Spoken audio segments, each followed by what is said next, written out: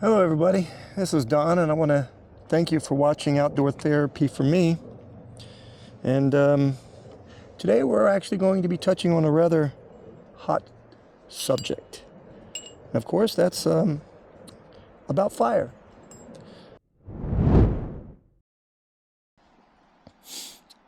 Now, everybody always thinks about the top three things, right? Food, water, shelter. And not in that particular order, because that's going to depend on what's going on. That's going to depend on the environment, your age, the weather.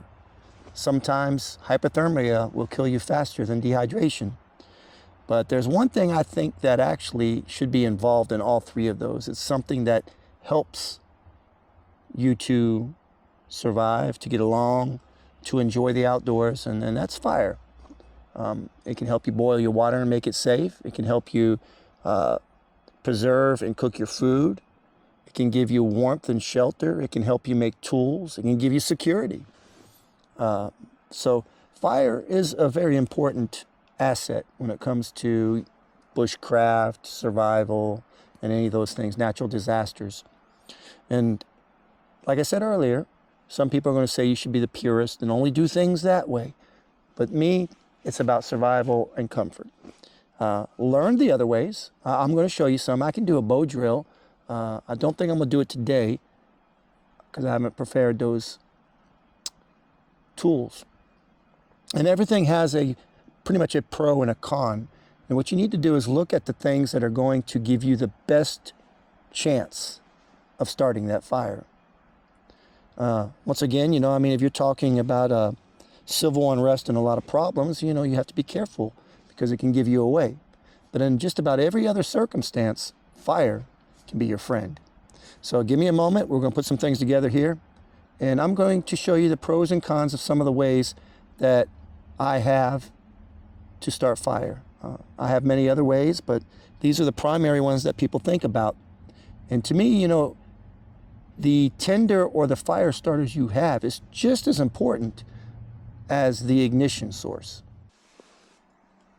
I've been asked by a lot of people, what's the best way to start a fire, or how should I go about it? And the best thing I can say is it depends on the situation. It depends on what you want. But I recommend that you learn all you can, because you'll never know exactly what you'll have at any given situation. But then again, to me, it all comes down to being prepared. The woodsmen, the craftsmen, those kind of people are going to enjoy doing things the old school way. There are drawbacks to those ways. And some of those, unless you practice them, can be a real hindrance for individuals that are not used to them. Especially in an emergency situation, you need to boil your water, you need to cook your food, you need warmth, hypothermia, things like that. You're not going to want to be playing around with the nostalgic things. So for me, a lot of times I say, and people laugh, the good old-fashioned lighter. There is nothing wrong with this.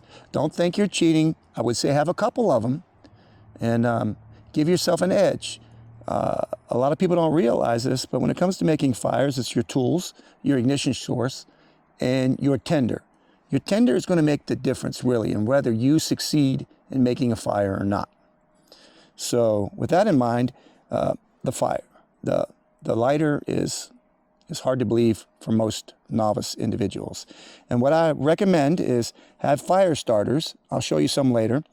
And one easy one to do is to have tape, Gorilla Tape.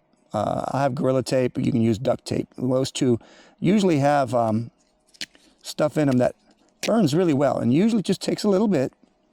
And with it, I say fluff it up, because you want to give it more air and more surface area. So fluff it up.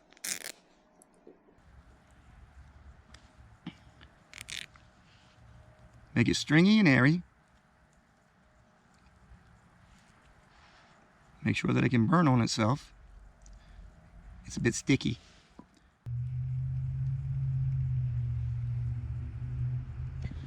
You can put this away. Now, generally that will burn for a while, and it'll allow you to get your other smaller pencil-sized stuff and get it going. This pine needle is wet. It was raining here the other day.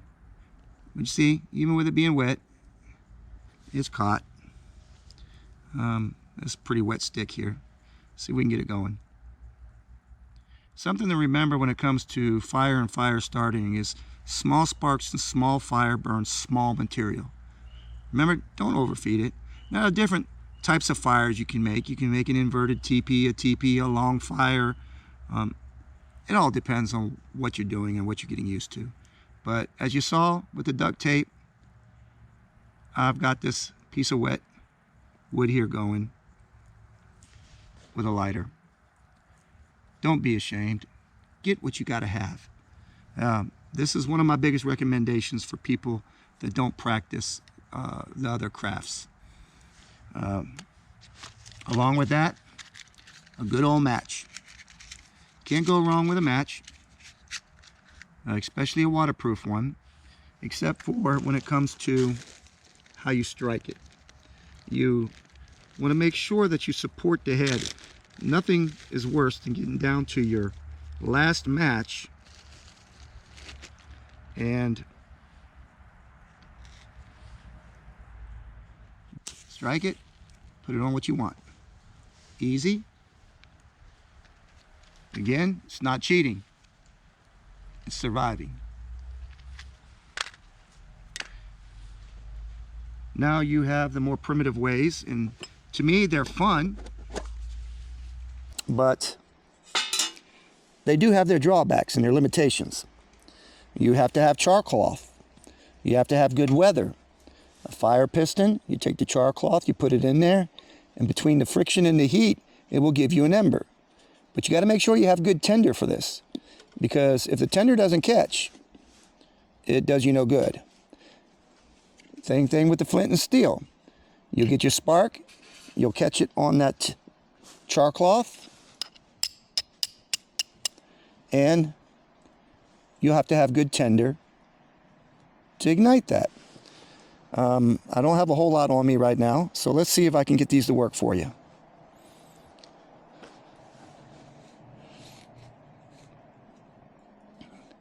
Remember, light and airy helps catch that spark. You're working with a very, very small ember or spark. So it needs all the hope or chance that it can get. So make it airy, make it stringy. Those are the things that are going to catch, okay?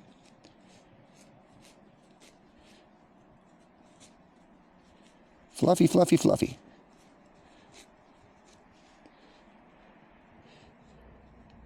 Light and airy. Now, I like char cloth. It's some interesting stuff. And now what you could do to actually help you is to put a little bit of that char cloth in there with that. Because with this fire piston, you're going to be working with a very, very small ember or piece. You're going to put that in there. You see how brittle that stuff is? That's one of the disadvantages to char cloth, is it's very, very brittle. Now I need to find me a little stick, because you got to dig that ember out of that hole. All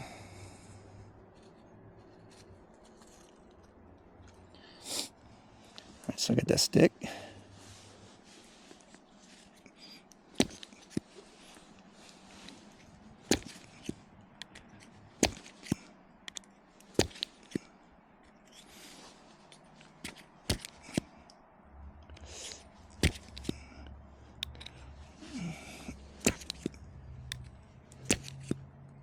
A little bit of ember there.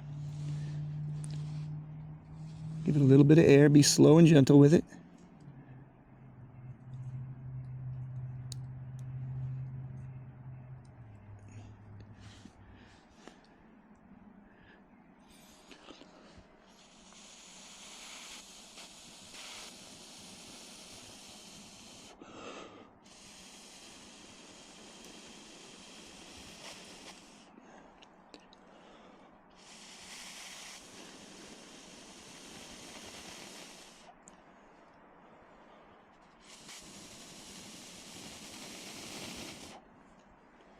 It's getting hot.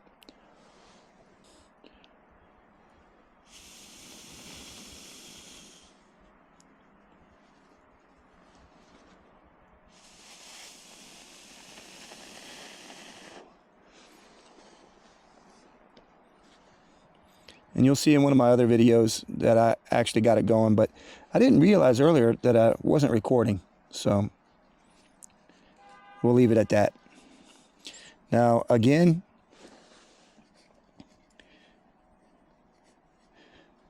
I don't like wasting things, so I'm not going to keep going through it. You got the gist of it. And I can get it going. I've had it going earlier. But like an idiot, I don't have it on video because it didn't get caught. Now, what I like to do again, like I said, put a little in there. This stuff's very, very brittle. And for a flint, you're going to take your chalk cloth. I've seen people use smaller amounts, but I'll be honest with you. I know I can do this, but I'm not the most efficient at it. So this stuff is brittle.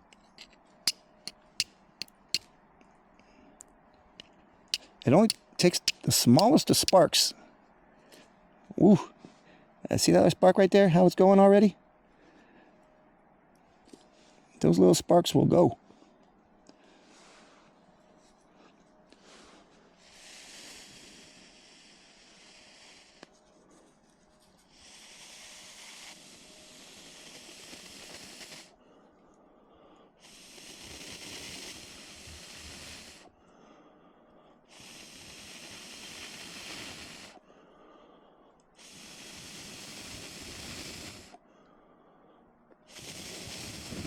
Woohoo!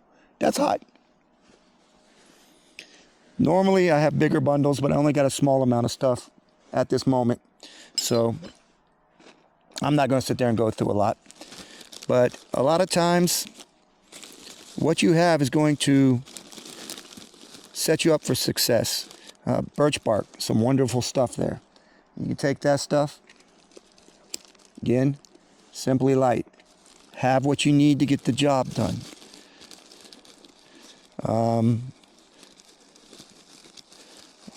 One of my favorite of the more primitive, I guess you would say, or long-lasting ways of starting a fire. See, flint and steel. I've made these out of granite rock and an old file once before. So there are ways of doing it. One of my favorite ways, because it's so long-lasting and gets the job done really well in just about every environment. But then again, it's going to depend on your tinder. It's going to depend on what you have to help you start that fire. Here, this is some jute twine. Again, this is Bear Essentials. I bought this off Amazon and I really like it. I'm not affiliated with them. They did not ask me to say this or do this. But in that bag comes a little bit of waxed material that you can use to help you start a fire. And when I purchased mine, I bought the bigger one with the lanyard. It's reflective, so it's easier to see. And I also bought the striker. Now the striker is very interesting. It's got carbide. It's going to last a long time. This rod is about half an inch, 5-6 inches long. You can use both sides and all around. I've only been striking on this side, but watch how easy this is. One strike and it's gone. Now, again, like I said, that's going to depend on what you have with you. I say set yourself up for success. It's not cheating. Practice the other ways, but prepare for worst case scenarios or just to get it done. You know what I mean? A lot of times people will sit there and play around and waste a lot of time and energy or resources, and I'm not that person. You can buy fire starters. Now this one I made. I bought a box of like 200 or 400 plugs from Amazon, and I dipped them in petroleum jelly and wax. Now you can sit there and take this thing, open it up, make it fluffy, because the inside is going to be fairly dry because they're tightly packed. You can do this with cotton balls. You can do this with, I've done it with cosmetic cotton pads, but you want to give that spark something fluffy that it can actually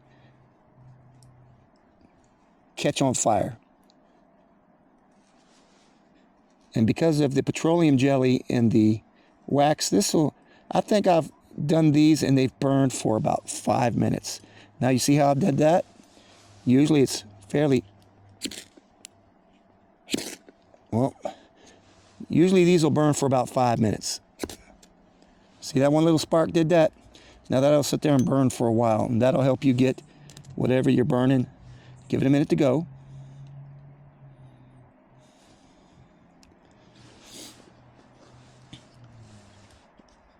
See, set yourself up for success. A lot of people don't take into account the preparation. It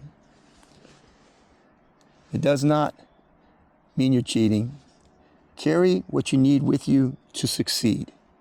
Another favorite fire starter of mine is this wick. It's jute twine. It's a bigger twine, and it's soaked in petroleum jelly and wax, as you can see. And this is an old wind chime tube, and these things are really, really interesting and cool because with them you fluff up the end,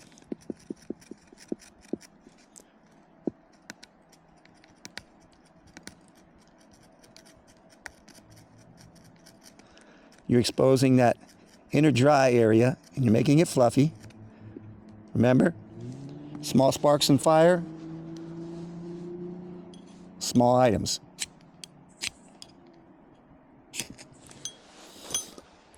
Now let it catch for a minute. And the interesting thing about this is once it's gone, you feed or you take what you need, and this stuff is pretty awesome. And then you could take, like I said earlier, these are wet pine needles. It's been raining out here.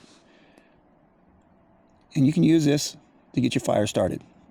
Works in a lot of situations. And then when you're done, you just starve it of air. You let this cool, you put it away, and you have it for the next time. I've always wondered about using this for char. But set yourself up for success. Now, back to the original question that I was asked. For new beginners or people that are just trying to get their bag together,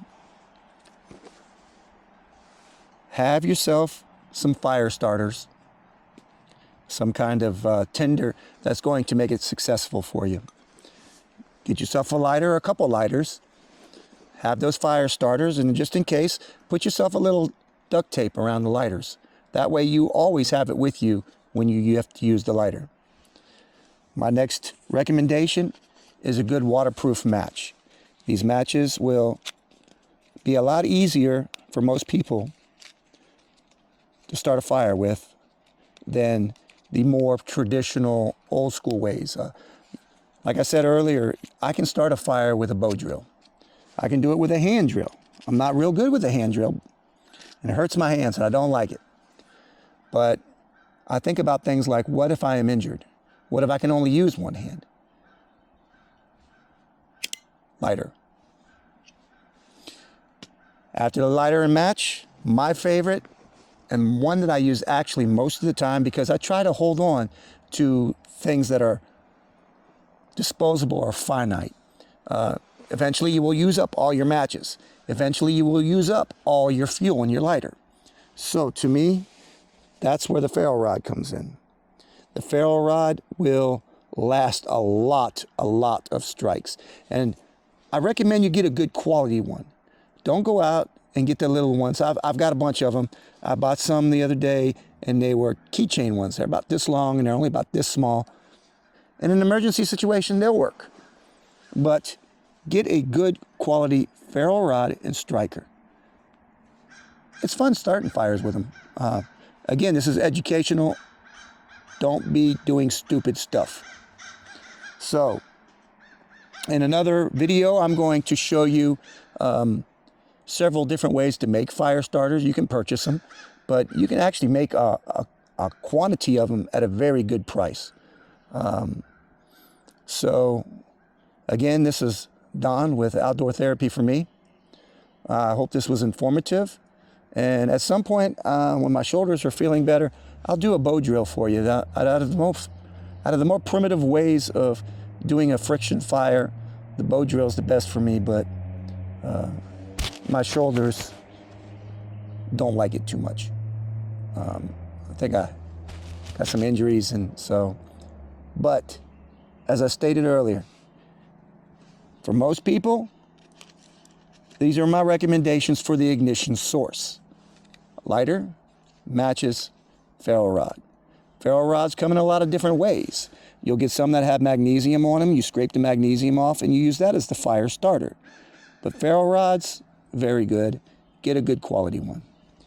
Now learn the other ways. I recommend that because at some point you might be down to a friction fire. Piece of steel wool on a battery, or a battery in a filament line to get your ignition. A lot of ways you can do this, but for most people, lighter, matches, ferro rod. Again, this is Don with Outdoor Therapy for me. I hope this was informative and that you enjoyed it. And if you'd like to see something else, let me know in the comments.